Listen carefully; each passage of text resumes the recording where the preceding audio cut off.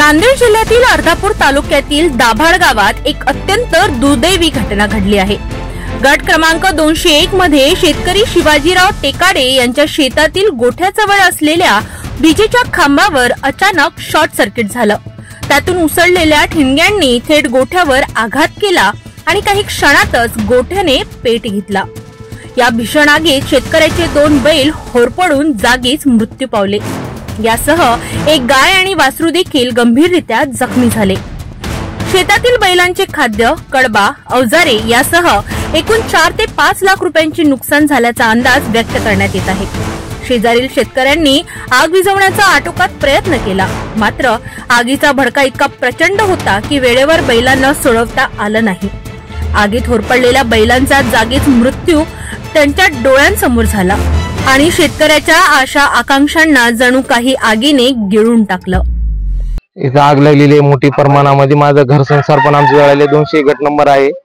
या line shortcut मुळे माझं भरपूर नुकसान झालेलं आहे। 2 लाखाचे बैल जोड पण वारलेली आहे, गाय गेलेली आहे, एक वासरू पण गेलेले आहे, कडबाकुटी माझं घर संसार अवजारी कमीत कमी 6 लाखाचं आमचं नुकसान झालेलं आहे। तर हे एमएससीबी मुळे झालेलं आहे, तारांचं शॉर्ट सर्किट झाल्यामुळे।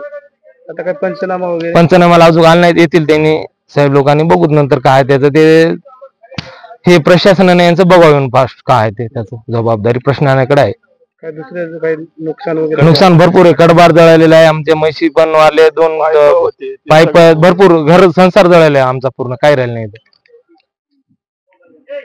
आमचं पूर्ण बैलाचं नुकसान भरपाई द्यावं 6-7 लाखाच्या वरनं झालेलं आहे। आता बघा शासनाने येऊन इथं पंचनामा केला तर समजेल ना शासनाला पण काय ते। घटनेची माहिती मिळताच अग्निशमन दलाने तातडीने घटनास्थळी धाव घेतली आणि आग नियंत्रणात आणली।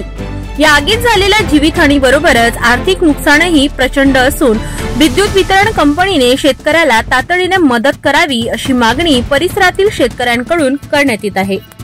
तालुका अर्धापूर, जिल्हा नांदेड, गट क्रमांक 201 दुपारी 1 वाजता आग लागली।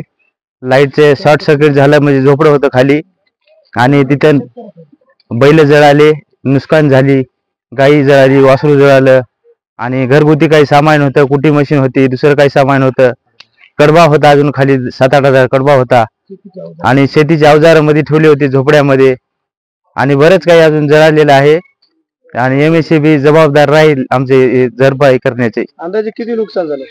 4-5 लाख रुपये झाले नुकसान आमचं।